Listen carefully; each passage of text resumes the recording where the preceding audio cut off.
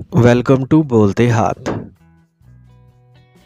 Pisceans, आपको नया साल 2025 का पहला महीना जनवरी 2025 बहुत मुबारक हो।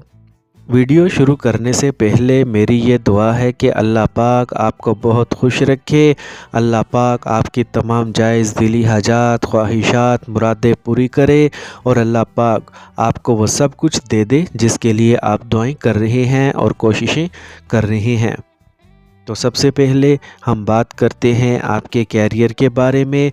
तो जनवरी के महाना ज़ाचाए साल 2025 के मुताबिक कैरियर के सियारा ज़ोहल की 12वें घर में मौजूदगी इस माह अतदाल पसंद नताइज दे सकती है। इसीलिए ज़ोहल 12वें घर में अपनी मौजूदगी की वजह से आपको मुलाजमत के दबाव और काम में चैलेंजेस का सामना करवा सकता है। हो सकता है कि आपको अपने कैरियर के हवाले से इस महीने के दौरान मज़ीद मायूसियों का सामना करना पड़े, क्योंकि हो सकता है कि आप मुतवक्का फ़वाइद और इत्मीनान हासिल ना कर सकें।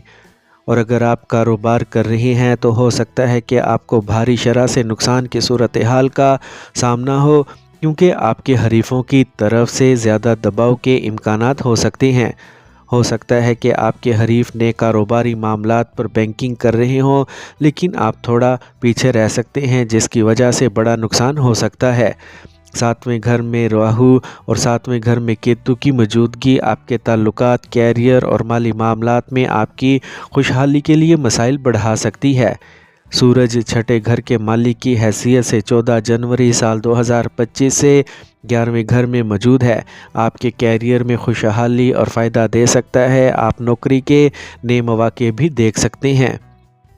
अब हम बात करते हैं पाइसियंस के फ़िनेंस के बारे में। तो जनवरी साल 2025 का माली ज़ायचा इस बात की निशानदही करता है कि इस मुद्दत के दौरान आपके लिए रकम का बहाव हमवार नहीं हो सकता, क्योंकि मुश्तरी तीसरे घर पर काबिज़ है, जिसकी वजह से आपको अखराजात में इजाफे का सामना करना पड़ सकता है और आप कमाने के बावजूद पैसे बचाने के लिए मोतदिल गुंजाइश का सामना कर सकते हैं। इस महीने के दौरान आपके पैसे तेज़ी से ख़त्म हो सकते हैं और ये आपकी परेशानियों का सबब बन सकते हैं। मरीख दूसरे घर के मालिक के तौर पर 21 जनवरी साल 2025 से रेट्रोग्रेड होगा और ज़्यादा कमाने और बचत करने की आपकी सलाहियत को कम करेगा। 12वें घर में ज़ोहल की मौजूदगी आपको गैर मुतवक्का तौर पर भारी रकम के नुकसान का सबब बन सकती है और ये परेशानियों का बाइस बन सकती है। जो रकम आप कमाते हैं इसे बचत की गुंजाइश शायद आसानी से मुमकिन ना हो। पहले घर में राहु की मौजूदगी आपको नापसंदीदा अखराजात का सामना कर सकती है। अब हम बात करते हैं पाइसियंस की सेहत के बारे में। तो जनवरी का महाना ज़ायचा साल 2025 इस बात की निशानदही करता है कि मुश्तरी तीसरे घर पर काबिज़ होने की वजह से आपकी सेहत ठीक नहीं होगी। तीसरे घर में पहले घर के मालिक की हैसियत से मुश्तरी आपको क़ुव्वत मुदाफ़त के मसाइल और जोश व खरोश का सामना करना पड़ सकता है। आप गले के इन्फेक्शन का शिकार हो सकते हैं। पहले घर में राहु और 7वें घर में केतु की मौजूदगी हाजमे से मुतल्लिक मसाइल की सूरत में आपकी सेहत के लिए परेशानी का बाइस बन सकती है, जिसकी वजह से आपको रात को वक्त पर खाना खाने की ज़रूरत पड़ सकती है।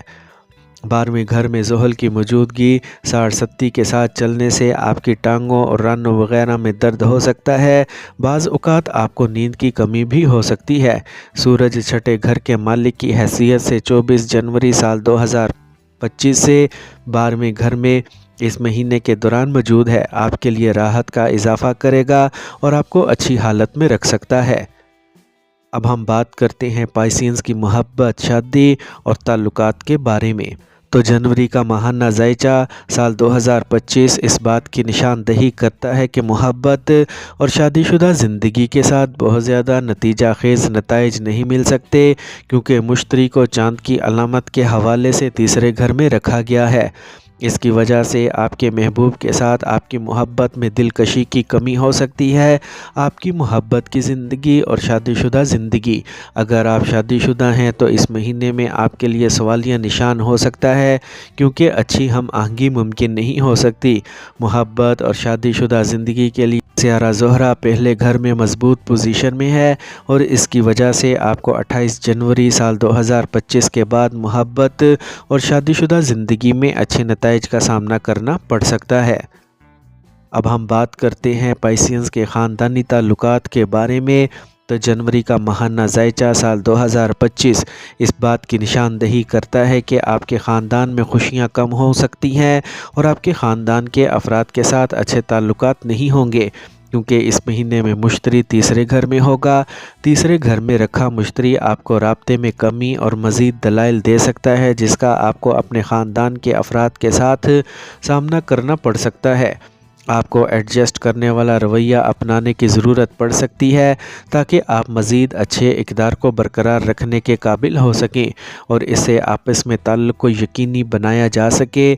12ویں گھر میں زحل اور پہلے گھر میں راہو اور 7ویں گھر میں کیتو کی موجودگی خاندان میں ہم آہنگی کو کمی کر سکتی ہے۔ اس کی وجہ سے آپ خاندانی زندگی میں اچھے نتائج نہیں دیکھ سکیں گے۔